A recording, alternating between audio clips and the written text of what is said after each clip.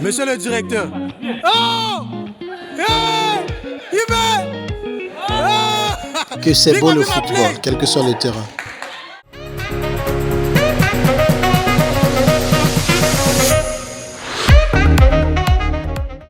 Bonjour les amis, bienvenue sur la chaîne pour une nouvelle vidéo. Je vous ai montré les images précédentes parce que l'un des joueurs que vous venez de voir va certainement remporter le ballon d'or. Bon, c'est bon, je plaisante. Comme je viens de l'utiliser, vous avez compris que nous allons parler de ce prestigieux trophée individuel de foot qui est le ballon d'or.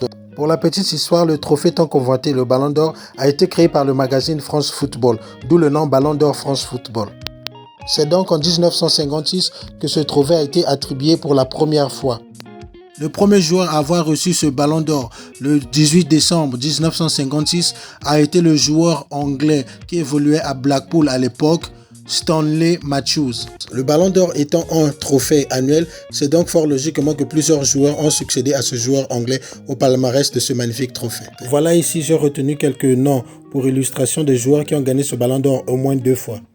Nous remarquons donc que les Néerlandais Johan Cruyff et Marco van Basten l'ont remporté à 3 reprises, tout comme Michel Platini le français. L'Espagnol Alfredo Di Stefano, Franz Beckenbauer l'Allemand, Kevin Keegan le Britannique, Karl-Heinz Rummenigge l'Allemand et Ronaldo l'ont remporté à 2 reprises. Ne criez pas vite au scandale, je vous vois venir, ne vous inquiétez pas. Je sais qu'il manque 2 grands joueurs sur cette liste. Ces 2 légendes vivantes du football qui, à eux deux, se sont partagés 11 ballons d'or en tout. Évidemment, je parle de Léo Messi et de Cristiano Ronaldo. Le CR7 en a remporté 5 jusqu'ici. Et son rival de toujours, la Pulga, en a remporté 6.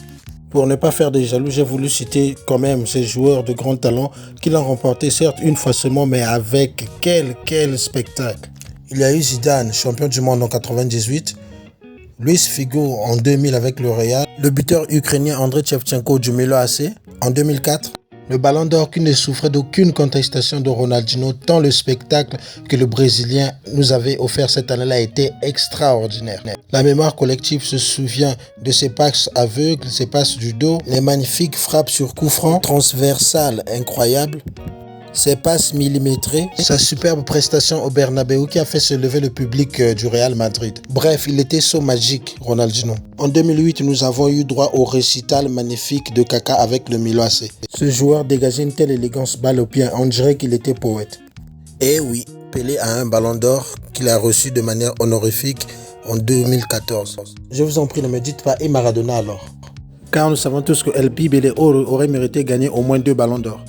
Après la non-attribution du ballon d'or en 2020, causée par l'arrêt du plus grand championnat européen, donc la Ligue 1. Bon, j'arrête les blagues. Bon, on refait cette partie. Je disais donc, après la non-attribution du ballon d'or en 2020, causée par le Covid-19, la remise du trophée individuel le plus convoité du football revient cette année et elle se déroulera le 29 novembre. Et sous vos yeux, voici la liste des 30 derniers joueurs nominés, dont l'un remportera certainement le magnifique trophée. En général, je trouve que cette liste a été quand même bien faite, bon, à l'exception de 2-3 noms qui, moi, je pense, n'ont pas leur place dans cette liste. La vraie question qui fait débat actuellement est celle donc de savoir qui remportera le fameux trophée en 2021. Qui est alors le favori de cette compétition ou qui a le plus de chances de remporter ce ballon d'or? Dans l'état actuel des choses, avec toutes ces propagandes à gauche à droite, il est très difficile de ressortir un favori. De dire vraiment avec certitude que tel ou tel autre joueur va gagner le ballon d'or. Comme nous sommes obligés de choisir, voici les 5 favoris que moi j'ai retenus pour ce ballon d'or 2021. Karim Benzema, Jorginho, N'Golo Kanté, Lewandowski et Lionel Messi. Commençons par Karim Benzema. Après le départ de Cristiano Ronaldo du Real Madrid, les amateurs de football se disaient certainement que Gareth Bale va prendre la relève, tant Karim Benzema ne nous avait pas habitué à être un grand leader sur le terrain. Mais cette fois-ci, contre toute attente, l'ancien Lyonnais a pris le jeu à son compte, devenant le meilleur joueur et meilleur buteur du Real Madrid. Il faut reconnaître que le Cabernet n'a pas arrêté d'enchaîner les belles prestations avec le Real Madrid. Il a su être décisif, notamment dans les grands matchs. J'ai en mémoire ce magnifique but marqué lors du Classico d'une manière extraordinaire. Que dire de son retour en équipe de France où il a vraiment fait une super prestation pendant l'Euro.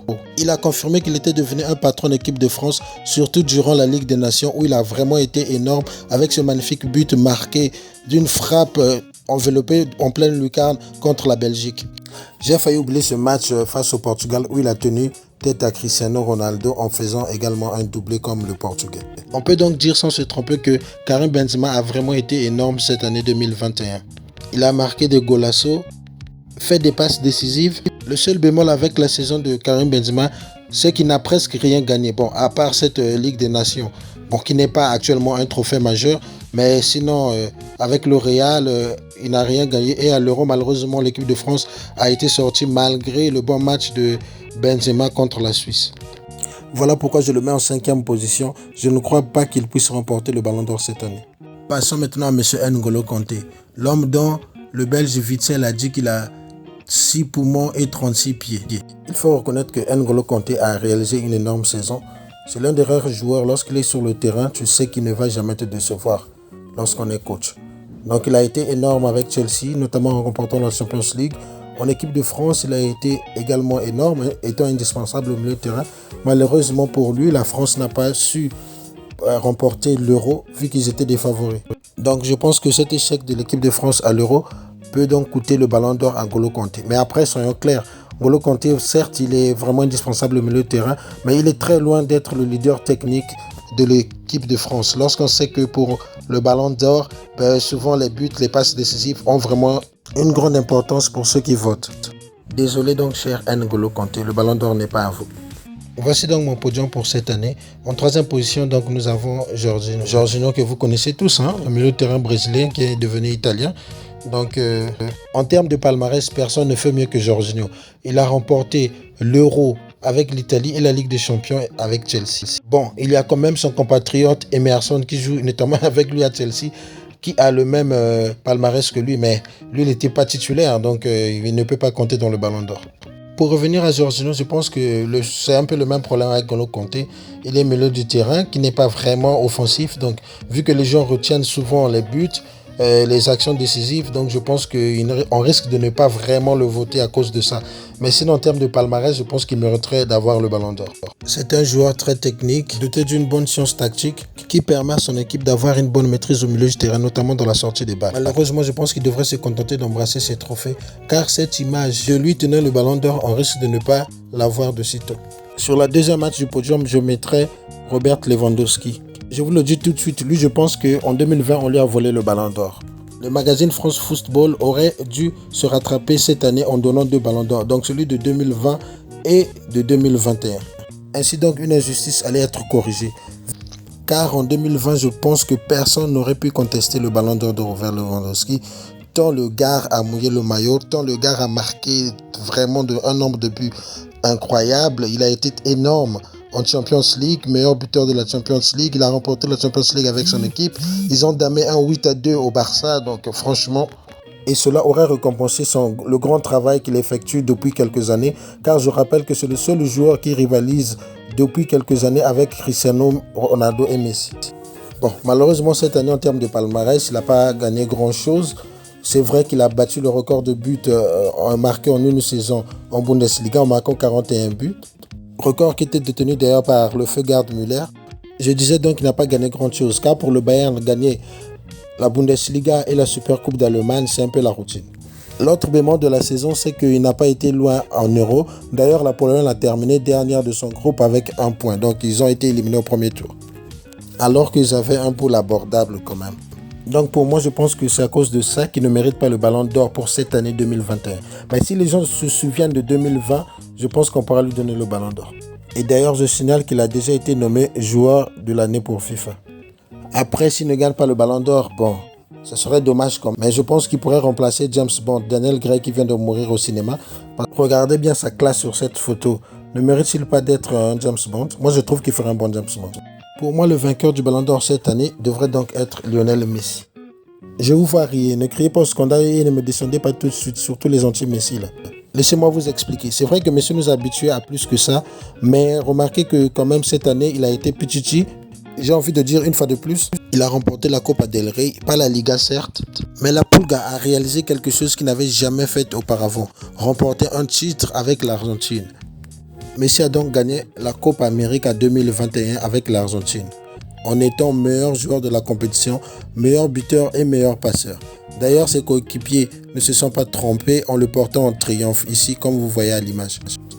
Donc pour ma part, c'est fort logiquement que vous risquez de voir cette image donc lors de la cérémonie du 29 novembre 2021. Nous verrons donc Messi remporter son 7e ballon d'or. Après, n'oubliez pas, ce que je viens de dire ici, le classement que j'ai donné, ce n'est que mon avis, donc c'est subjectif. À vous de me dire dans les commentaires quel est votre favori, sinon donnez-moi votre podium du ballon d'or 2021. Merci. Nous sommes donc arrivés à la fin de cette vidéo. Pour les nouveaux, merci de vous abonner, de liker et de partager. Prenez le temps de parcourir les vidéos de la chaîne car je suis sûr qu'il y a certaines vidéos que vous allez particulièrement aimer. Prenez le temps de suivre également. Je vous annonce d'ailleurs que très bientôt sur la chaîne, vous allez découvrir une vidéo qui parle des clubs dans lesquels les joueurs ont le plus remporté le ballon d'or. Pour ceux qui suivent la chaîne depuis un moment déjà, je vous dis donc merci pour votre fidélité car c'est grâce à votre force que je continue à faire ce travail. À très bientôt. Ciao, ciao. Jet planes in the night sky with you, getting high in the sunrise with you, getting through all the bad times with you. I wasn't missing a thing, no I do. And I wish that I could